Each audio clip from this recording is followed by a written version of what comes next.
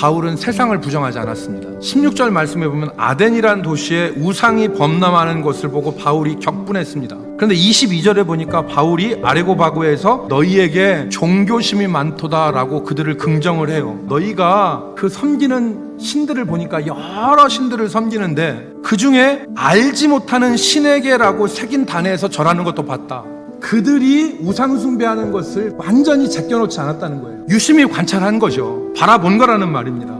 예를 들어 저기 인자한의원에 있는 우리 조 원장이 계시는데 인자한의원에 온 손님들, 조 원장이 맨날 성경만 보고 그 다음에 기도만 하고 예배 참석하는데 환자들은 대충 보고서 그냥 대충 여기 찌르면 되겠지 해서 침 아프게 꾹꾹 눌러 놓는다면 들어오는 손님들이 원장을 신뢰하겠냐 이 말이에요. 예를 들어 여러분이 건축하는 분이라고 생각해 보세요. 건축하는데 그거 대충 뭐 콘크리트 대충 해서 비벼서 건물 그냥 올리면 돼. 이렇게 건물 져서 되겠냐는 것이죠. 알아야 될 거 아니겠어요? 깊이 알아야 되지 않겠습니까? 거기에 대해서 박식해야 되지 않겠어요? 거기에 대해서 일가견이 있어야 되지 않겠어요? 그래야 얘기를 할 수 있는 거 아니겠어요? 세상을 부정하면 안 돼요. 여러분의 삶의 자리에서 깊이 들어가십시오. 그래서 누구도 여러분들과 함께 그 분야에서 얘기를 했을 때 정말 가슴을 터놓고 얘기하고 마음을 터놓고 얘기하고 여러분들에게 존경과 신뢰를 보낼 수 있도록 하십시오.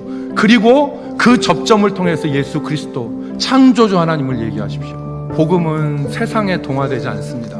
기독교 역사를 보면은 세상을 부정하지 않고 세상에 관심을 갖다가 세상에 물들거나 세상에 동화되어지는 경우가 왕왕 있습니다. 유럽 교회가 그러지 않았습니까?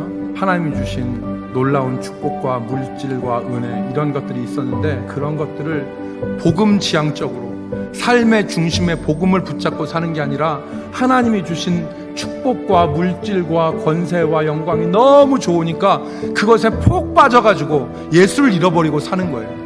하나님께서 우리를 사명을 감당하라고 부르시고 살리시고 은혜를 주시고 물질을 주시고 좋은 자리를 주시고 능력을 주시고 그렇게 했는데 세상에 살다 보니까 세상에서 주는 편안함과 안락함과 부요함이 너무 좋아서 우리의 본질적인 사명을 잃어버리게 만드는 거예요. 여러분과 제가 주목해서 들을 말이에요. 세 번째는 복음으로 세상을 변화시켜야 됩니다. 팀 켈러는 다이나마이트로 바위를 깨트리는 비유를 했습니다. 세상이라고 하는 바위를 복음이라고 하는 다이나마이트로 깨트려야 되는데 가장 효과적인 방법은 세상이라고 하는 바위에 구멍을 뚫어서 그 구멍 안에다가 다이나마이트를 밀어 넣어서 그 안에서 폭발을 시켜야지 바위가 깨진다는 거예요. 그러니까 이게 무슨 말이냐면 세상을 알지 못하고 사람들이 전혀 이해하지 못하는 추상적인 종교적 언어로 전도해봤자 사람들은 안 받아들인다는 거죠.